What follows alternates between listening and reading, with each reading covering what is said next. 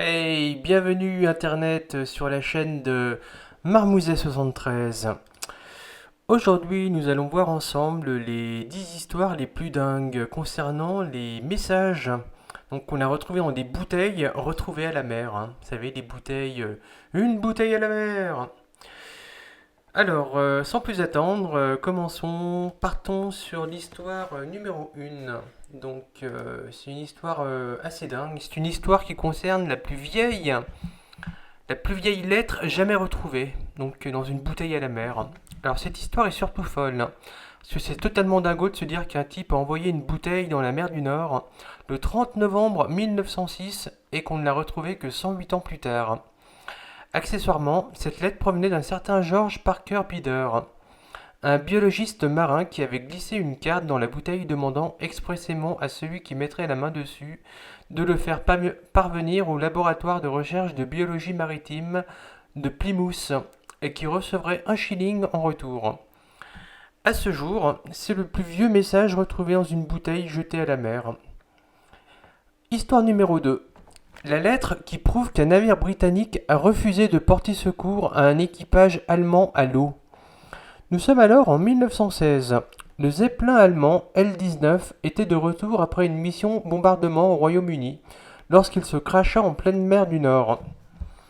Un chalutier britannique nommé King Stephen, qui passait par là, a refusé de leur venir en aide parce que c'étaient des ennemis méchants. Et les survivants se noyèrent. On n'aurait rien su de ce naufrage si un des passagers du Zeppelin n'avait pas narré les faits dans une lettre. La bouteille contenait ainsi 2 lettres. La première écrite par Otto Lowe, le pilote du Zeppelin. 2 février, aux alentours de 13 heures. C'est probablement notre dernière heure. La seconde, restée anonyme, a été écrite par un membre de l'équipage. Tout mon amour à ma femme et mon enfant. Un chalutier anglais était ici et a refusé de nous prendre à bord. C'était le King Stephen, et il venait de Grimsby. La bouteille a été retrouvée par un rivage suédois. La bouteille a été retrouvée sur un rivage suédois. 6 mois plus tard. L'Angleterre s'est justifiée car ses passagers allemands représentaient certainement un danger pour le navire. Sympa les deux cums. Bonne ambiance. Histoire numéro 3. Un soldat a presque trouvé l'amour grâce à une lettre retrouvée dans une bouteille, jusqu'à ce que les médias s'en mêlent. Le jour de Noël de l'année 1945, Frank Ayostek, un soldat américain alors âgé de 21 ans, quittait la France pour les États-Unis lorsqu'il écrivit une lettre qu'il glissa dans une bouteille et envoya au large de l'océan Atlantique. Je n'ai rien à offrir à celui qui trouvera cette bouteille. Je suis un simple Américain qui a juste de quoi apprécier la vie et le bonheur. Quoi qu'il en soit, la seule offre que je peux vous garantir est mon amitié. Résultat ? La lettre a atterri en Irlande, mais a été retrouvée par une certaine Breda O'Sullivan, une treilleuse de 18 ans. Comme le petit Frank a eu la bonne idée de laisser son adresse, ils ont entamé une relation épistolaire jusqu'à ce que Frank se rende carrément en Irlande en 1952. C'est là que les choses ont commencé à merder. Les médias qui s'étaient emparés de leur amourette ont fait de cette venue un événement national.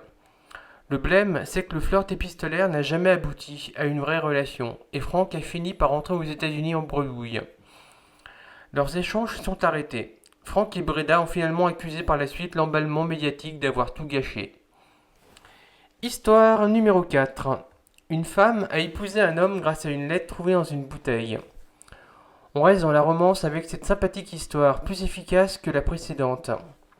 Un marin suédois répondant au doux sobriquet de Eik Viking, envoyant une lettre à la mer en 1955. La lettre se titrait « À l'attention d'une belle et lointaine personne » et livra quelques informations sur lui invitant à une réponse.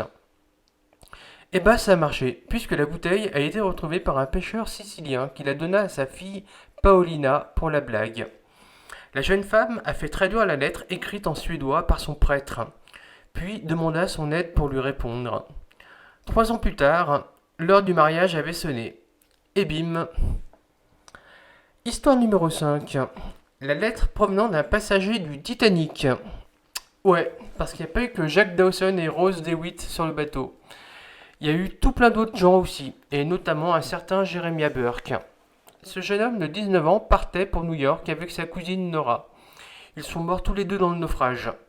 Mais avant ça, Jérémie a pris le temps d'écrire une lettre et de la glisser dans une bouteille. Depuis le Titanic, adieu à tous, Jeremiah Burke de Janmire Cork. Et ce qui est marrant, parce que jusque-là on était bof-bof sur l'autoroute du LOL, c'est que la bouteille a été retrouvée à quelques kilomètres de sa ville d'origine un an plus tard. On se tape des barres, pas vrai? Histoire numéro 6. Une lettre qui nous vient tout droit d'Auschwitz. Bah oui, parce que finalement, les lettres retrouvées dans les bouteilles n'ont pas toujours été des bouteilles jetées à la mer.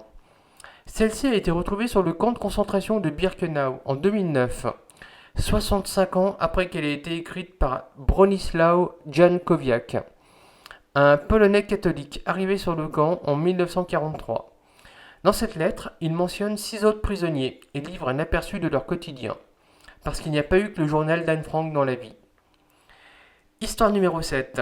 Le mode de vie bien particulier de l'archipel de Saint-Kilda en Écosse. À la fin du 19e siècle, l'archipel de Saint-Kilda en Écosse était encore particulièrement isolé. On ne pouvait y accéder qu'en chaloupe, et pas pendant toutes les saisons. Leur seul moyen de communication à distance était de faire un feu au plus haut sommet de l'archipel, en espérant qu'un navire leur vienne en aide. Toutefois, il existait pour eux un autre moyen de communication assez original et inventé par John Sands, le navire postal de Saint-Kilda. Son invention date de sa dernière visite en 1877, durant laquelle s'est produit un naufrage qui menaçait leur réserve de survie. Du coup, Sands a accroché une bouteille avec un message à une bouée du navire en perdition.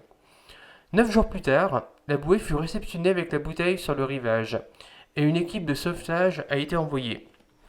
Les habitants ont gardé cette idée et ont conçu un mini-bateau en bois avec une bouée en peau de mouton. En prenant compte des vents, ils s'assuraient ainsi de pouvoir communiquer avec la Terre en peu de temps. Ouais, bon, ils ont dû être contents quand ils ont eu le téléphone.